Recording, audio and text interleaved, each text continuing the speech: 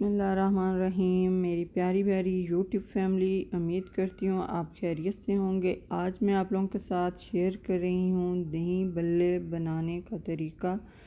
तो आइए अपनी रेसिपी को स्टार्ट करते हैं। सबसे पहले हम 1 कप मैंने लिया है बेसन का और 1 चम्मच उसमें ज़ीरा और आधा चम्मच उसमें नमक का ऐड किया है और उसको अच्छे से आधा कप पानी का पहले ऐड करके अच्छे से मिक्स कर लेंगे। उसके बाद दोबारा से आधा कप जो है वो मिक्स करेंगे और अच्छे से इसको मिक्स करके हम एक ना तो ज़्यादा थिक बनाएंगे और ना ही ज़्यादा पतला बनाएंगे। नॉर्मल सा एक बैटर बना लेंगे और थोड़ा सा हम इसमें चुटकी भर सा मीठा सोडा ऐड करेंगे। बहुत ज़्यादा नहीं ऐड करेंगे, बहुत ज़्यादा ऐड करने से हमारे बल्ले जो हैं सही नहीं बनेंगे और ज़्यादा अगर पतला हो जाएगा तो तब भी सही नहीं बनेंगे। 5 मिनट तक हम इसको रख देंगे, रेस्ट देंगे। उसके बाद जो दही है वो उसको हम अच्छी तरह फेंट लेंगे।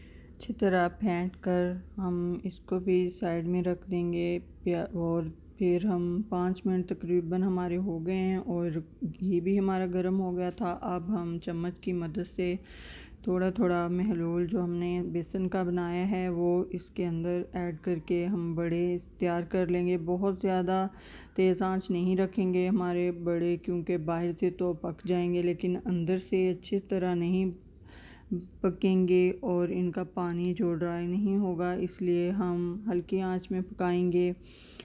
तो कलर की फ़िक्र ना करें, कलर तो हम जब पानी में डिप करेंगे तो सही हो जाएगा। और तकरीबन हमने 10 मिनट तक इसको 10-11 मिनट तक हमने फ्राई करना है कि अच्छी तरह अंदर से ये फ्राई हो जाएं। इसी तरह हमने सारे बड़े तैयार कर लेने हैं और अब आधे जो हैं मैं पैक करके रख लूँगी रमज़ान के लिए।